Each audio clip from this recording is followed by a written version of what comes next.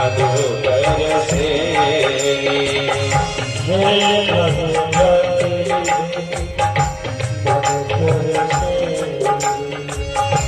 तुम देखिए से तारग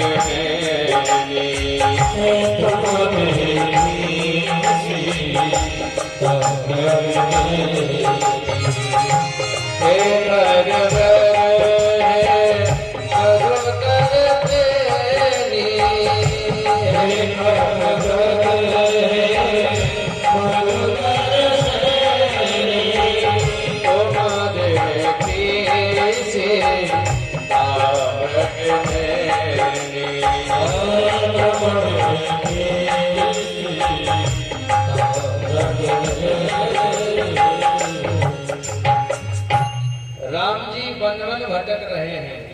तुमने हमारी सीता को देखा, तुमने हमारी सीता को देखा। आहा, कोई नहीं बोल रहा। अरे वृक्षों, अरे हिरणों, अरे पक्षियों, कोई नहीं बोल रहा। उन संतों ने देखा, एक पॉइंट बेस बढ़ा दो। उन संतों ने देखा कि ये तो हमें वही राम जी लग रहे हैं जो पत्थर में पैर छुआ करके नारी बनाते हैं ना, हमें ये वही राम लग रहे हैं। एक बोला लग तो हमें भी रहे हैं, तो क्या ये वही है? ये बोला हाँ वही है।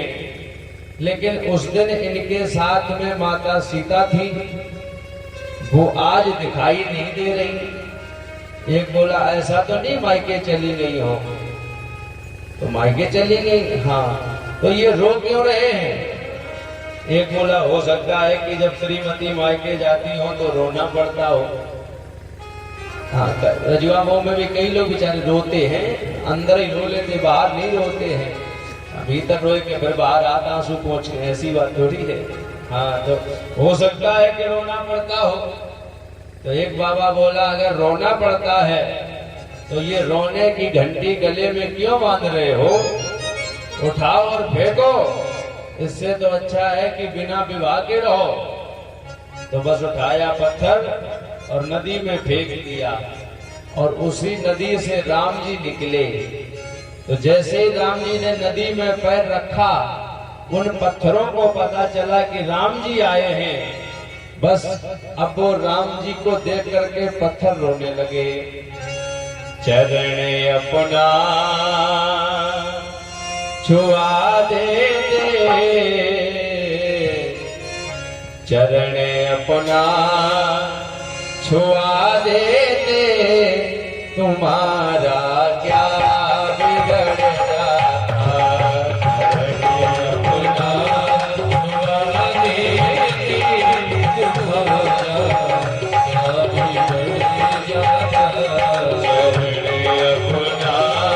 छुआ देते, तुम्हारा क्या बिगड़ जाता। चरण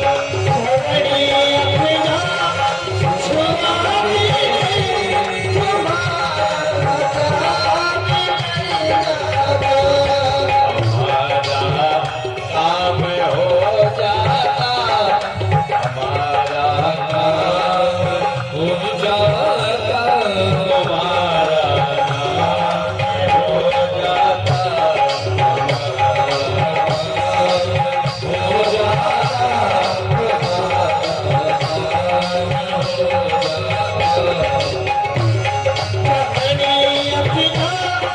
छुआ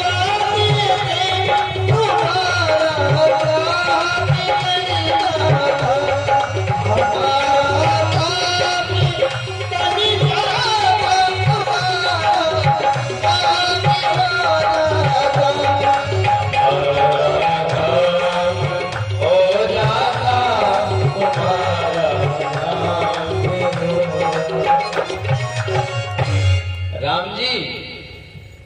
चरण अपना छुआ देते, तुम्हारा क्या बिगड़ जाता। क्यों? हमारा काम हो जाता, तुम्हारा नाम हो जाता। हमारा काम होता, तुम्हारा नाम होता, लेकिन आपने पैर नहीं छुआए। अब तो मैं यहाँ इस नदी में पड़ा हूँ, मुझे कौन पूछेगा। और हमने सुना था कि जो अपने जीवन में संघर्ष को झेलता है उसे एक न एक दिन सफलता जरूर मिलती है। और मैंने तो कितनी चोटें खाई हैं, कितना मुझे घिसा गया है। इसलिए महाराज निवेदन है कि अब मेरे साथ दुर्व्यवहार मत करो। भगवान ने कहा चिंता मत करो, अभी नहीं, जब मैं कृष्ण बनकर के आऊंगा तब तुम सब पत्थर गोपी बनकर के महारास में आ जाना, मैं तुम्हें अपना बना लूंगा। और आज के बाद तुम सभी पत्थरों की हमारी तरह पूजा होगी। जैसे हमारी पूजा होती है वैसे ही तुम्हारी भी पूजा होगी। तो वही पत्थर शालिग्राम के नाम से जाने गए। बोलो शालिग्राम भगवान की। और कौन कौन गोपियां आ रही हैं? जो राधा जी की आली है वह सीता जी की सखियां थी। जो ब्रज की आज गोपियां है वह कभी जनकपुर वाली थी।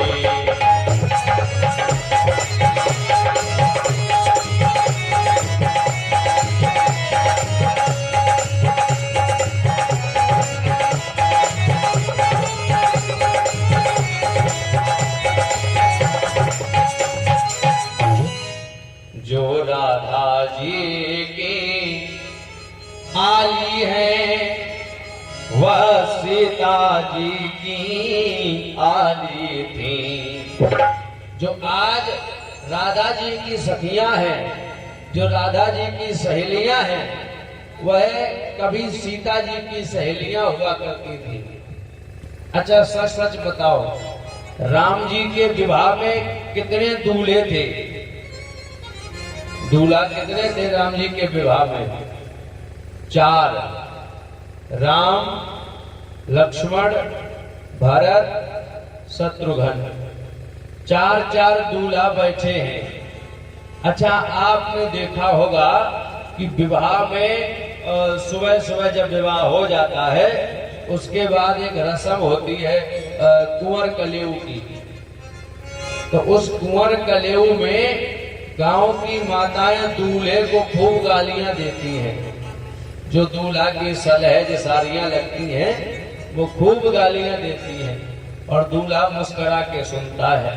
बोलो, आज मिथिला की जितनी नारियां हैं वो सब गाली गाने को तैयार हैं, लेकिन अब दूल्हा है 4 तो कौन से दूल्हा को गालियां गाएं?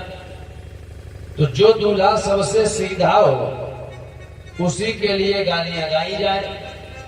तो 4 में से सीधा कौन है? लक्ष्मण, ये तो ज्वालामुखी है, इससे तो दूर ही रहो।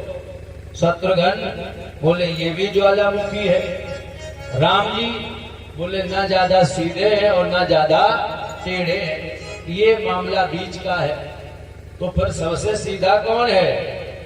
बोले तात भरत तुम सब विद साधो, तात भरत तुम सब। भरत जी सबसे सीधे हैं, यही ठीक है। सारी सखियां भरत जी के पास पहुंच गई। भरत जी, हाँ इधर आओ, बताओ एक बात सुनो। हाँ सुन रहे हैं, बताओ। हमने सुना है कि तुम्हारे यहाँ का सिस्टम बहुत अच्छा है। नहीं, कैसा सिस्टम? बोले तुम्हारे यहाँ के सिस्टम का तो जोड़ ही नहीं है, पूरी दुनिया में ऐसा सिस्टम ही नहीं पैदा हुआ। नहीं तो बताओ ना कैसा सिस्टम। सुनो, न वीर से होते हैं न धीर से होते हैं, न वीर से होते हैं न धीर से होते हैं, फिर अवधपुरी में लड़का पैदा खीर से होते हैं। अवधपुरी में लड़का पैदा खीर से होते हैं। अवधपुरी में लड़का पैदा खीर से होते हैं। अवधपुरी में लड़का पैदा खीर से होते हैं।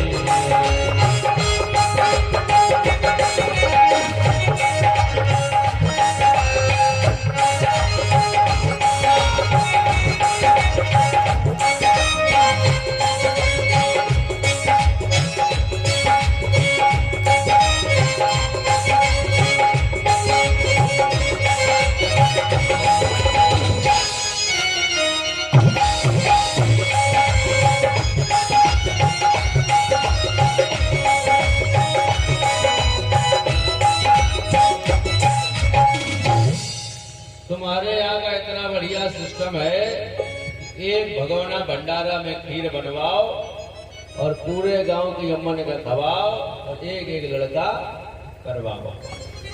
तो बड़ा खराब स्थिति है भाई। अब भरत जी ने तो सर झुका लिया, शांत हो गए। लक्ष्मण जी ने देखा कि हमें लगा भाई साहब के ऊपर कुछ ज्यादा ही बाण चल रहे हैं, क्या बात है, कोई समस्या? भरत जी ने सोचा कि अगर इसे बता दिया तो फिर बवाल हो जाएगा। नहीं नहीं कुछ नहीं कुछ नहीं, नहीं नहीं कुछ तो बात है, बताओ हमको, बताओ हमें बताओ। नहीं नहीं कोई बात। हाँ इधर आओ सखियो, इधर आओ, क्या बात है, क्या क्या कह रही हो? एक बोली इससे नहीं बोलना, ये खराब आदमी है। दूसरी बोली नहीं नहीं ऐसे कैसे, हम ससुराल में हो, कितने खराब बने रहो, हम क्या तुमसे डरते? हम ये कह रहे हैं कि तुम्हारे यहाँ खीर खाओ लल्ला करो, ये कह रहे थे। अच्छा बोले हाँ। तो बोले सुनो, हमारे यहाँ फिर भी आराम है, कम से कम माता जी 9 महीने लल्ला को कोख में तब भी धरती हैं। तुम्हारे यहाँ का तो और भी बढ़िया सिस्टम है। बोले कैसा? न योग से होते हैं, न भोग से होती है, न योग से होती है, ना भोग से होती है। जनकपुरी में बिटिया गगरी फोर में होती है। जनकपुरी में बिटिया गगरी फोर में होती है। जनकपुरी में बिटिया गगरी फोर में होती है।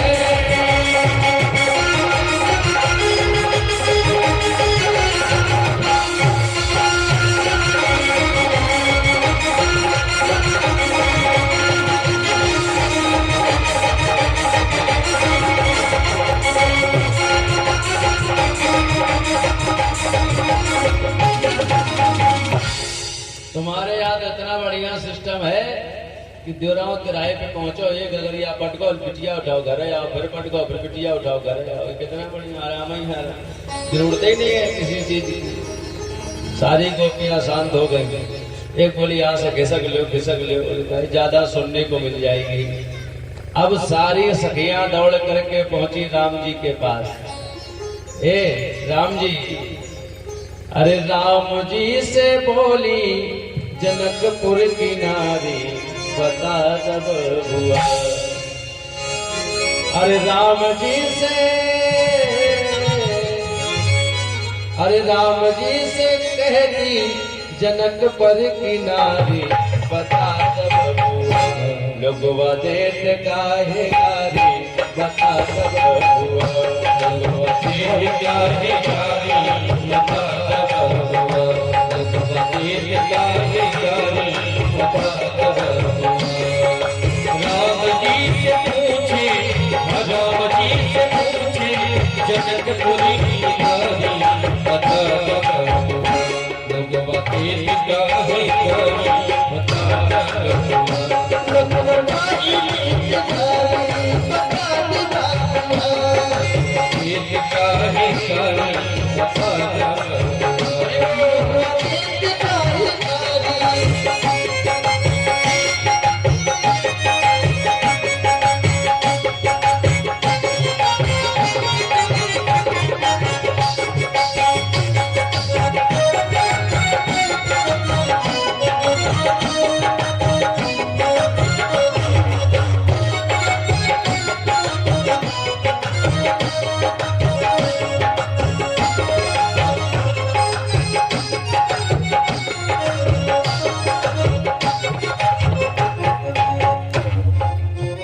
तोहरा से पूछो मैं ओ धनुषधारी, तोहरा से पूछो मैं ओ धनुषधारी। एक भाई गोर काहे एक काहे कारी, एक भाई गोर काहे एक काहे कारी। एक भाई गोर काहे एक भाई गोर काहे एक काहे कारी। बता जब लुगवा दे काहे कारी, बता जब लुगवा दे कारी, बता जब लुगवा दे कारी, बता जब। राम जी से पूछे, राम जी से पूछे जनकपुर की नारी, बता जब लुगवा दे काहे कारी, बता जब लुगवा दे काहे कारी, बता जब।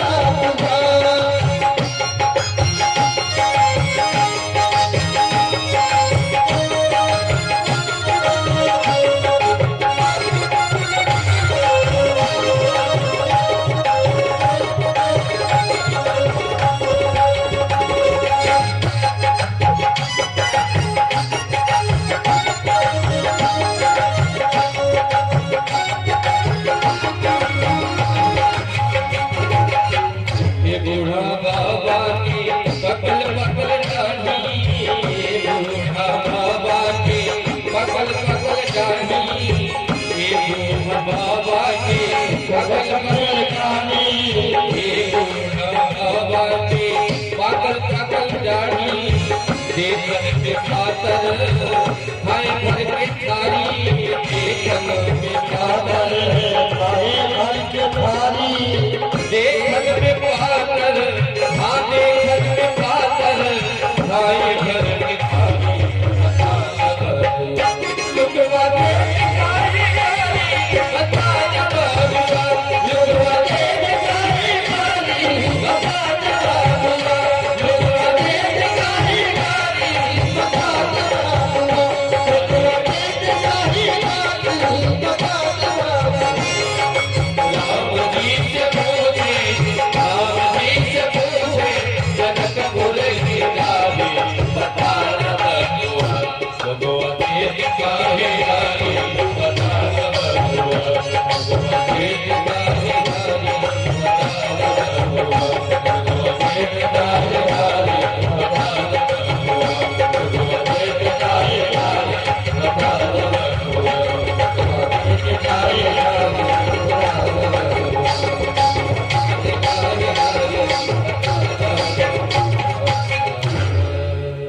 राम जी लुगवा देत काहे गारी, बता दब बुआ। बोले एक भाई गोर गोर एक काहे कारी, बता दब बुआ।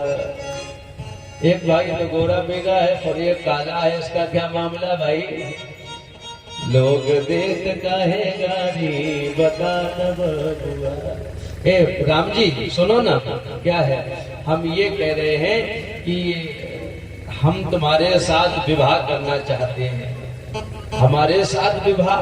हाँ हाँ। राम जी ने कहा कि अभी तो हमने जो विवाह किया है ना सीता के साथ, अभी तो हम उनको लेकर के घर भी नहीं जा पाए, और तुम फिर कहने लगी कि विवाह हम करेंगे तुम्हारे साथ, इसका क्या मामला है? सखियों ने कहा क्या करें, तुम्हें देख करके अब हमारे मन में भी हो रहा है कि तुम्हें ही पति बनाए अपना। राम जी ने कहा सुनो, मर्यादा पुरुषोत्तम बोले, हे देव अभिलाचारी है, इस युग में हास विलासों का ये राम नहीं अधिकारी है। इस युग में मैं मर्यादा पुरुषोत्तम बनकर के आया हूँ, इसलिए मैं तुम्हारे साथ विवाह नहीं कर सकता। क्यों? अपनी के सिवा दूसरी को माता और बहन समझता हूँ, हमने तो सिर्फ सीता को ही अपनी पत्नी माना है, इसके अलावा तो सब हमारी बहनें हैं, सब मेरी माँ है, इसलिए मैं तुम्हारे साथ विवाह नहीं कर सकता। तो फिर कोई वादा करो। वादा? हाँ, वादा सुन लो। जब जद वंश कृष्ण अवतारा, होइए हरण महामयी भारा। जब मैं कृष्ण बन करके आऊंगा तब तुम सारी गोपियां क्या बन करके आओगी? गोपी बन करके आना। हम तुम्हारे साथ ब्रज में रह करके वृंदावन में महारास करेंगे। आज सीता जी की सखियां सब गोपी बन करके आई और आज भगवान ने अर्धरात्रि में बांसुरी का वादन किया। निसम्य गीतम तदनंग वर्धनम, ब्रज प्रिया कृष्ण गृहीत मानसा, आजगमुरन्योन्य मदच्युतोद्यमा, सायत्र कांतो जवलोल कुंडला। परीक्षित, दो ही बार केवल भगवान ने बांसुरी बजाई। एक बार जब बांसुरी बजाई तो पूरा संसार मोहित हो गया। पेड़ पौधे पशु पक्षी सब भगवान के प्रेम में पागल हो गए। और जब दूसरी बार बांसुरी बजाई तो किसी को सुनाई नहीं दी, केवल उन गोपियों को ही सुनाई दी जो गोपियां भगवान से प्रेम करती थी, जो गोपियां भगवान के साथ महारास करना चाहती थी। और जैसे ही कान में आवाज गई तो बाजी कहे बाजी बाजी बाजी कहे, कहां बाजी बाजी फिरे भाजी भाजी बाजी ना संभारे समरे। बाजिन कहे उठी है पीर, बाजी कोई नहीं बज तो रही है, दूसरी कह रही पता ही नहीं कहां बज रही, तीसरी बोली हमें पता कहां बज रही, बोल चल कहां बज रही, चल बज रही। बाजी कहे हट जा, बाजी कहे जाने दे, बाजी का रुक जा, बाजी कहे मैं भी चलूंगी। कोई कहते रुक जा, कोई कहते रुकूंगी रुक, कोई कहते चल, कोई कहते नहीं चलूंगी। सब अपनी अपनी बात कर रही है और गोपियां सब अपना अपना काम भी कर रही हैं। एक गोपी इधर से चली और एक गोपी इधर से चली, बीच में तिराया था तो आपस में टकरा गई। और जैसे टकरानी तो बोले, एक बोली हट, दूसरी बोली तू हट, तो बोले हट जा हटीली जान दे मोहे, हट मुझे जाने दे। दूसरी बोली मैं भी चलूंगी तनक जुनैया तो छिप जान दे, थोड़ा और अंधेरा हो जाने दो तब चलूंगी, अभी से चलोगी? नहीं नहीं, बोले तू तो अंधेरे का इंतजार कर, मैं तो चली। तो गोपियों का अपना अपना काम है। बोले तो अब दो हम हित्वा समत्सुका। एक गोपी क्या कर रही थी, बाल्टी लेकर के गई, गाय के नीचे बाल्टी रखी और उसका दोहन करने जा रही थी।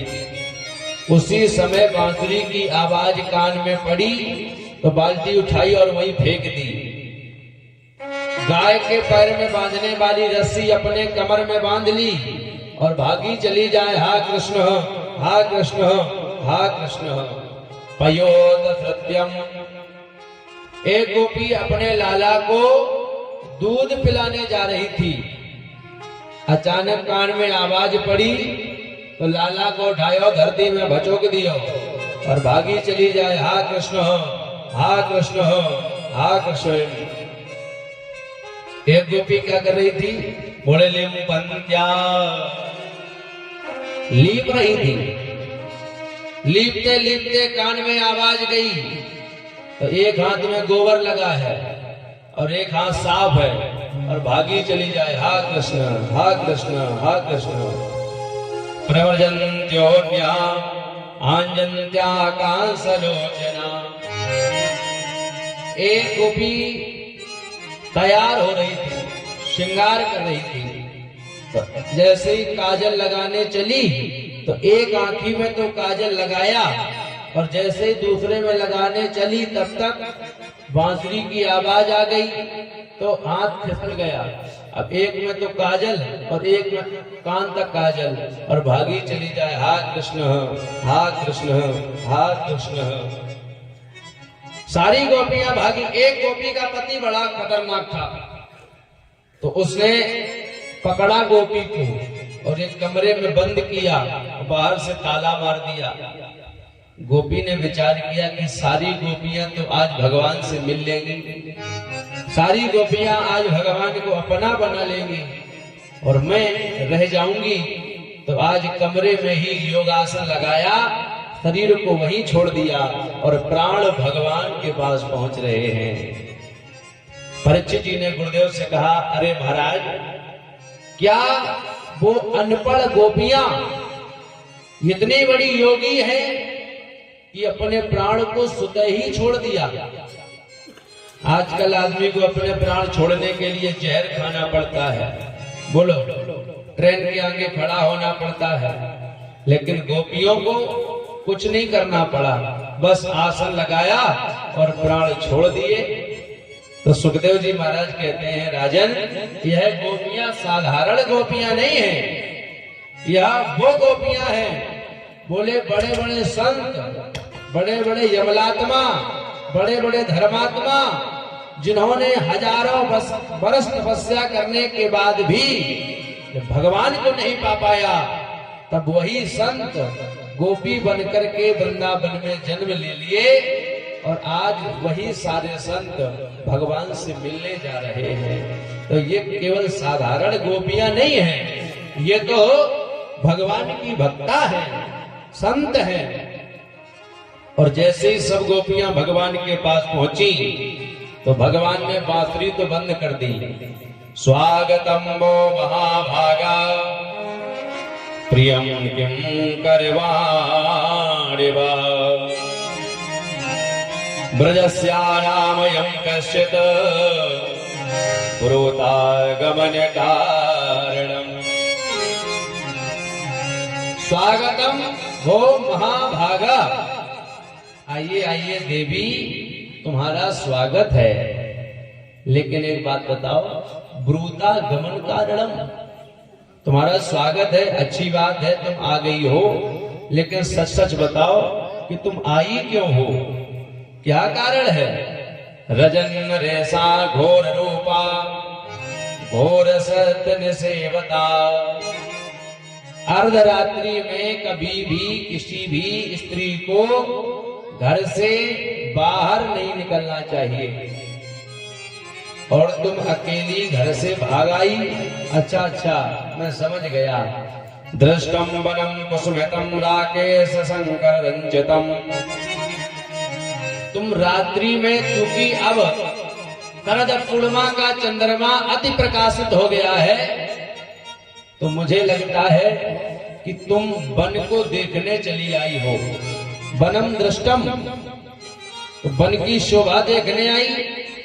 लेकिन देवी, तुम्हें वन की शोभा देखने नहीं आना चाहिए, क्योंकि जंगल में बड़े बड़े हिंसक पशु, शेर, चीता, भालू सब भरे पड़े हैं, और हो सकता है कि तुम डर जाओ, अटैक पड़ जाए। तो इसलिए देवी, तुम्हें ऐसे घर छोड़ करके नहीं आना चाहिए। तदयाता मया चिरम, तुमने घर छोड़ दिया, अच्छी बात है, लेकिन रात्रि में घर छोड़ना अच्छी बात नहीं है। अच्छा, मुझे एक बात समझ में आ रही है, हमें ऐसा लग रहा है कि तुम अपने पति से परेशान हो, इसीलिए पति को छोड़कर आई हो। दुशीलो दुर्भगो वृद्धो जड़ो रोगो धनो पीवा। हमें लगता है कि तुम्हारा जो पति है वो दुर्भाग्यशाली है, जड़ो माने मूर्ख है, रोगो हमें लगता है कि तुम्हारा पति रोगी है, वृद्ध है। अगर ऐसा भी नहीं है तो फिर हमें ऐसा लगता है तुम्हारा पति पत्नी में आपस में बनती नहीं है, खटकती रहती है। और अगर खटकती है तो फिर बोले हंतव्यो, फिर कहो तुम्हें दो चार डंडे जड़ जड़े जात हो सकत ऐसा, इसीलिए तुम परेशान हो। तो अगर ऐसा कुछ भी नहीं है तो देवी सुनो, पति चाहे बीमार हो, चाहे बूढ़ा हो, चाहे गरीब हो, चाहे मूर्ख हो, चाहे दुर्भाग्यशाली हो, चाहे लड़ता हो, चाहे झगड़ता हो और चाहे चार डंडे भी मारता हो, पर कभी भी पति का परित्याग नहीं करना चाहिए, नहीं तो तुम्हें नरक में जाना पड़ेगा। अच्छा हाँ, अब तो जो गोपियां घर से भगवान से मिलने की आस लेके आई थी, आज वो सब गोपियों के लाल लाल होठ कुदरू के तरह मिला गए। कृत्वा मुखान यवसचा ससनेन सुस्वद बिंबाधराणि चरणेन भुवं लेखन्त्या। गोपियां अपने पैर के अंगूठे से जमीन में कुछ खोदने लगी। जब आदमी कोई ज्यादा शर्मा जाता है तो वो पैर से नीचे देख करके पैर से कुछ ना कुछ लिखने लगता है। तो गोपियां शर्मा गई और पैर के अंगूठे से कुछ जमीन में लिखने लगी। भगवान ने कहा ये क्या कर रही हो? तो कहा कि कुआं खोद रहे। कुआं क्यों? बोले कुआं खोद के इसी में डूब के मरेंगे। अरे क्या मतलब है? बोले मतलब ये है कि एक तो तुमने अर्धरात्रि में हमें बुलाया। अच्छा तुम लोग सही सही बताना, भगवान ने गोपियों से क्या कहा? आओ गोपियों, तुम्हारा स्वागत है। कैसे आना हुआ? कुछ गलत कहा क्या? भगवान ने कुछ गलत कहा? आपके यहाँ कोई रिश्तेदार आ जाए तो तुम यही तो कहोगे आओ आओ भैया, बड़े दिनों के बाद दिखाई दिए, कैसे आई, कोई काम, यही तो पूछोगे। तो इसमें बुरा मानने वाली क्या बात है?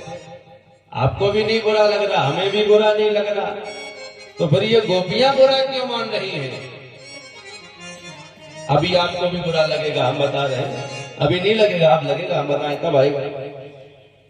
जैसे आपके लड़के का विवाह हो और तुम किसी को कार्ड दे के आओ, भैया लड़के की शादी है, आपको 7 तारीख को जरूर आना है, ठीक है?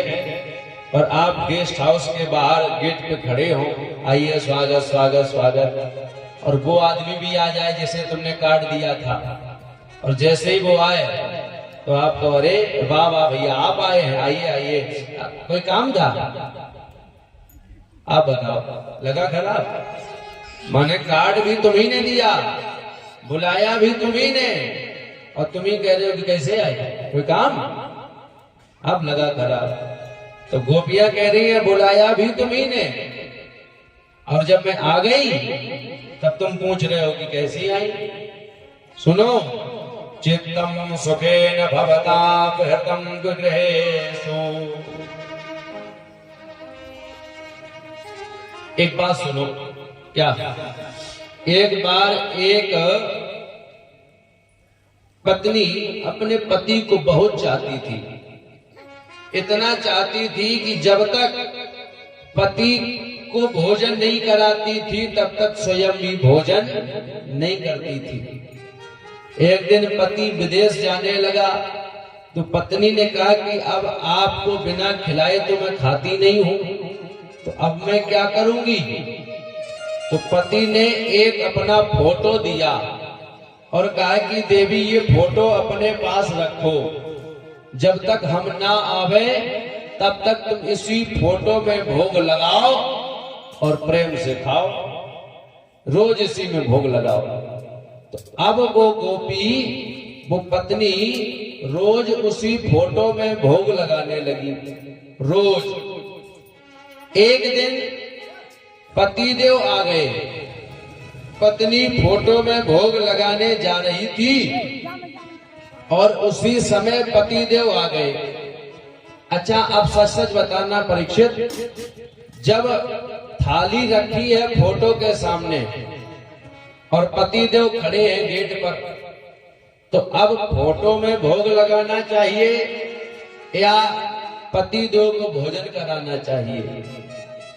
भगवान ने कहा कि देखो भाई, जब तक पति नहीं था तब तक फोटो में भोग लग रहा था, और जब पति आ गया तो फिर उस फोटो का क्या काम?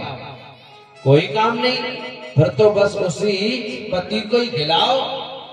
गोपियों ने कहा बस जवाब मिल गया। क्या मतलब? अरे अभी तक मैं जिसको भोजन करा रही थी वो सब थे फोटो, क्योंकि इनका नेगेटिव कब खराब हो जाए कोई जानकारी नहीं है। लेकिन अब आप मिले हो तो आप मेरे असली पति हो, जगत के पति हो, इसलिए अब हम तुम्हें छोड़ के कहीं जाने वाली नहीं है। आत्मा और परमात्मा एक बार दोनों आपस में बात कर रहे थे। आत्मा ने परमात्मा से कहा कि चलो दुका छिपाई का खेल खेलते हैं। आत्मा ने परमात्मा से कहा कि चलो दुका छिपाई का खेल खेलते हैं। तो परमात्मा ने कहा कि पहले कौन दुकेगा? आत्मा ने कहा कि चलो तुम ही पहले छिप जाओ।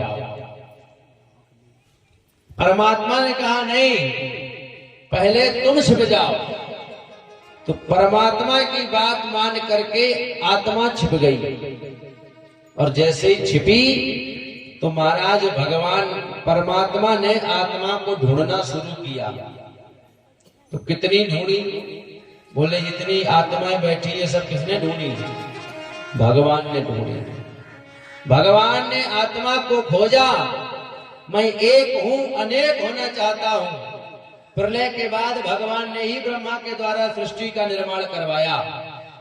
तो आत्मा को भगवान ने खोज लिया, और भगवान ने कहा कि सुनो, अब आत्मा को हमने तो खोज लिया, लेकिन अब निवेदन है कि अब तुम हमको खोजो, और जब तक तुम हमें खोज नहीं लोगे तब तक खेल खत्म नहीं होगा। तो अब आत्मा परमात्मा को ढूंढ रही है। तो बोलो हम लोग किसे ढूंढ रहे हैं? भगवान को। और जब तक हम लोग भगवान को नहीं पालेंगे तब तक पुनरपि जन्मम पुनरपि मरणम पुनरपि जननी जठरे सैनम, आना जाना लगा ही रहेगा, उद्धार होने वाला नहीं है। और जिस दिन तुमने भगवान को पा लिया फिर इस संसार में आने की जरूरत नहीं रहेगी।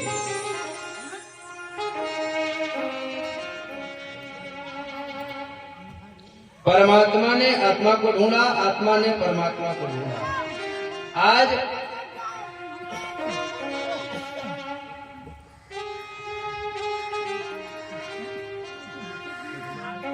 भगवान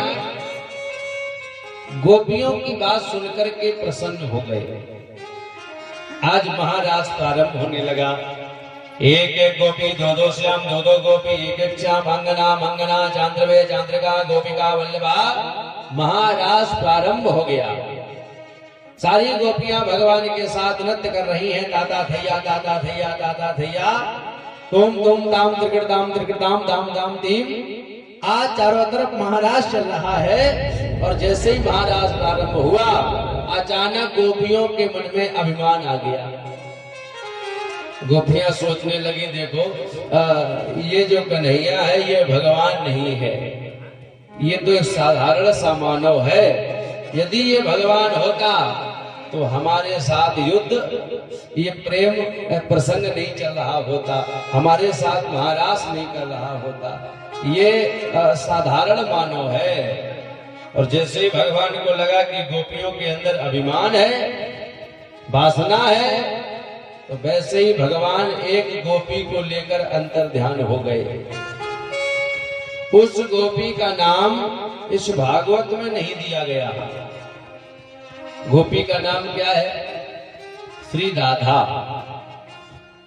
दो लोगों का नाम भागवत में नहीं है, लेकिन फिर भी व्यास जी चिल्लाते रहते हैं।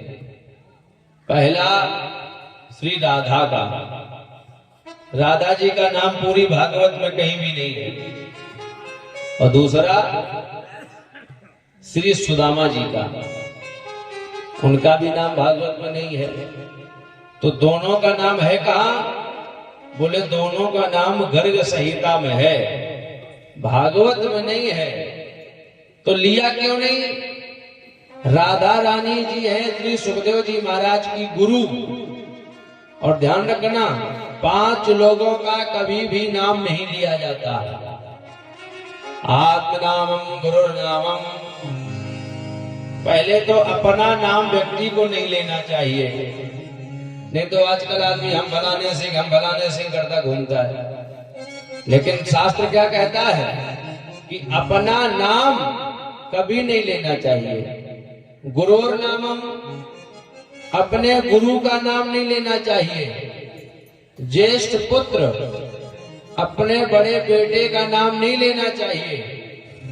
और कृपण माने गरीब जो कंजूस आदमी है उसका भी नाम नहीं लेना चाहिए। और अंत में 5वां बोले अपने पति का भी नाम नहीं लेना चाहिए। इन 5 नामों को लेने मात्र से आयु क्षीण हो जाती है, इसलिए ये 5 नाम कभी न लें।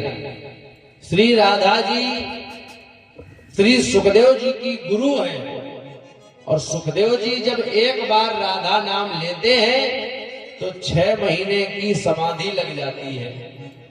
और चेले का उद्धार कितने दिन में करना है? बोलो, केवल 7 दिन में। 7 दिन में ही उद्धार होना है, और 7 दिन में उद्धार होना है, इसलिए बीच में राधा जी का नाम लिया ही नहीं। अंतर ध्यान हो गए। अब तो सब गोपियां भगवान को ढूंढने लगी, और भगवान राधा जी को लेकर के गए तो एक जगह बैठे। राधा जी ने कहा, कन्हैया, हाँ सुनो ना, रामा अवतार में तुमने हमारा श्रृंगार किया था।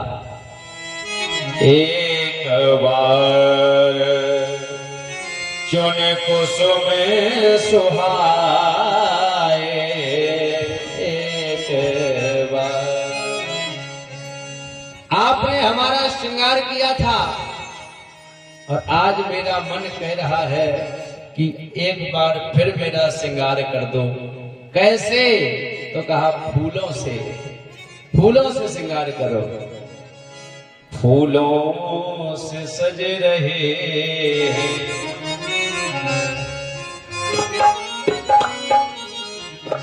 फूलों से सज रहे हैं श्री वृंदावन बिहारी, फूलों से सज रहे हैं श्री वृंदावन बिहारी, फूलों से सज रहे हैं, फूलों से सज रहे हैं श्री वृंदावन बिहारी,